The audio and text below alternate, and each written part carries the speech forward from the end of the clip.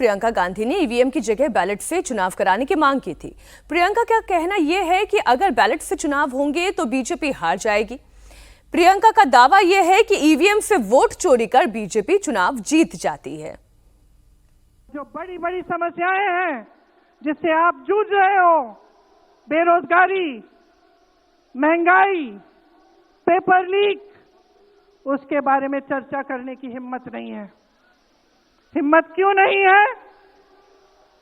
क्योंकि अगर इनको एक असली चुनाव लड़ना पड़े, मैं चुनौती देती हूं, एक सही चुनाव लड़ लें, बैलेट पे लड़ लें, तो ये खुद जानते हैं कि कभी नहीं जीत पाएंगे। प्रियंका गांधी भी इसी ईवीएम पर जीत कर आई हैं। कांग्रेस पार्टी ईवीएम पर ही नहीं घिर रही है, बल्कि वोट चोरी और एसआईआर के मुद्दे पर भी घिर रही है। राहुल गांधी की पार्टी के सहयोगी दल ही सवाल उठा रहे हैं। उमर अब्दुल्ला ने वोट चोरी और एसआईआर के मुद्दे पर राहुल गांधी को घेरा है। जम्मू कश्मीर के मुख्यमंत्री का कहना यह है कि एसआईआर और वोट चोरी इंडिया गठबंधन का मुद्दा नहीं है, बल्कि ये कांग्रेस का अपना मुद्दा है। इंडिया अलायंस को इससे कोई लेना देना नहीं है। हर पॉलिटिकल पार्टी को खुली छूट है कि वो अपने हिसाब से अपने पॉलिटिकल एजेंडा को सेट करें। अब कांग्रेस ने एसआईआर या वोट चोरी को जो है अपना एक मेन पॉलिटिकल इशू बनाया है। ठीक है, हम कौन होते हैं उनसे कहने वाले कि वो ना करें। हम अपने इश्यूज चूज करेंगे, वो अपने चूज करें। ये मुझे समझ में नहीं आता अवधेश जी, मैं चर्चा इस पर आपसे इसलिए करना चाहती हूं। प्रियंका गांधी उसी ईवीएम पर चुनाव जीत कर आती हैं, सुप्रिया सुले भी उसी ईवीएम पर चुनाव जीत कर आती है, राहुल गांधी भी उसी ईवीएम पर चुनाव जीत कर आते हैं। लेकिन चुनाव जीत जाने के बाद वो ये कहते हैं कि हमें ईवीएम पर भरोसा नहीं, हमें बैलेट पेपर पर भरोसा है। क्या इसलिए उमर अब्दुल्ला या सुप्रिया सुले अपने आप को इस चर्चा से अलग करते हैं?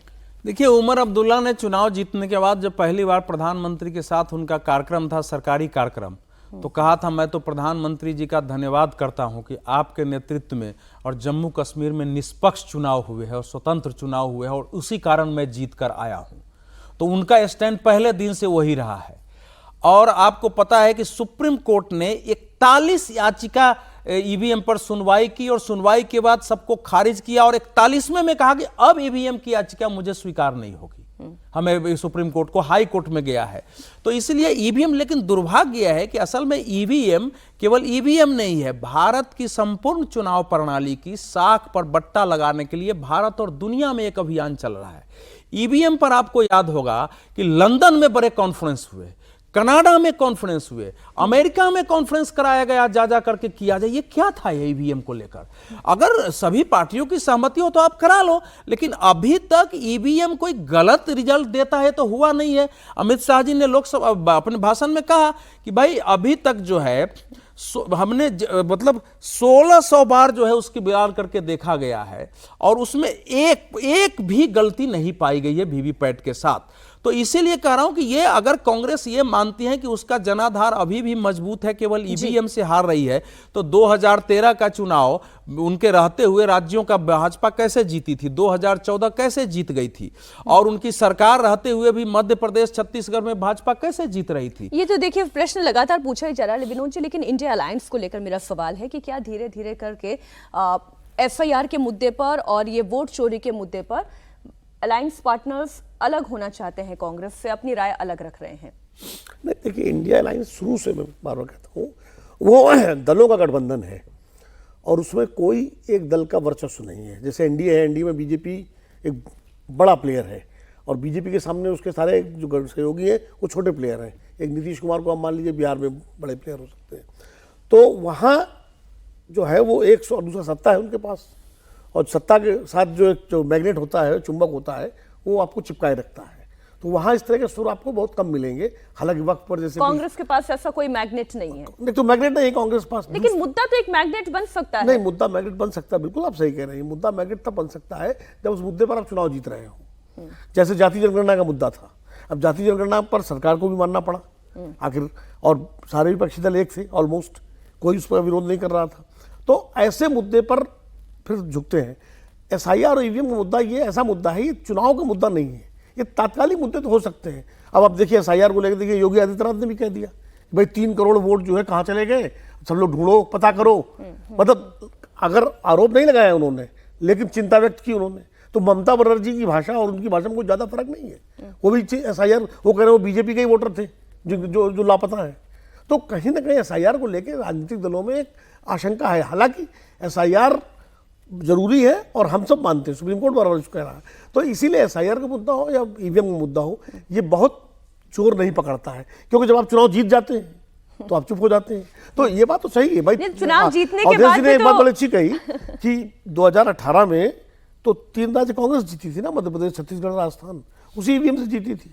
तो इसलिए कम से कम, और 2024 का चुनाव जो है, जो भाजपा 240 पे रह गई, तो अगर EVM का मैनिपुलेशन होता तो 240 पे क्यों रह जाती?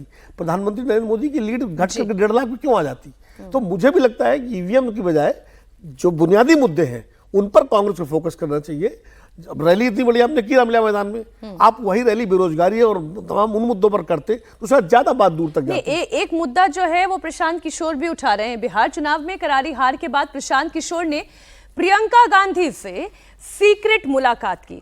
सूत्रों के मुताबिक ये बैठक करीब 2 घंटे तक चली और दोनों के बीच में 2 घंटे की मीटिंग में क्या क्या बात हुई, इसे लेकर अटकलों का पासार कर रहे।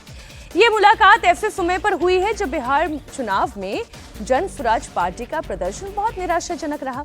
पार्टी 238 सीटों पर लड़ी थी, लेकिन एक भी सीट नहीं जीत पाई और 236 उम्मीदवारों की जमानत जब्त हो गई। कांग्रेस का प्रदर्शन भी कमजोर रहा। पार्टी 61 सीटों में से केवल 6 पर ही सिमट गई।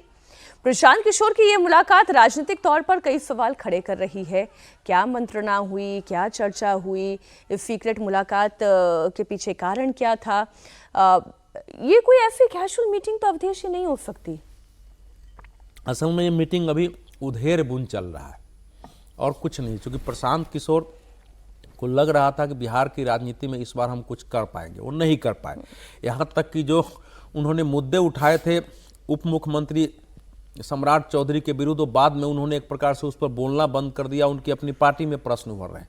तो प्रियंका वाड्रा से उनकी मुलाकात हुई है। वो बिहार के चुनाव को प्रियंका वाड्रा भी समझना चाह रही थी कि हम लोगों ने ये उठाया था, क्या वाकई जिसकी अभी हम लोग चर्चा कर रहे थे, जो मेरी जानकारी आई है कि क्या वाकई यहाँ है, क्या EVM का इशू है, वोट चोरी में वहाँ क्या हुआ है, अब उसका आगे पता चलेगा। लेकिन कांग्रेस में यह चिंता बढ़ रही है कि कोई न कोई एक हमको ऐसा आदमी चाहिए जो चुनाव जीतने का हमको कोई मंत्र दे सके, उसमें सहयोगी कर सके।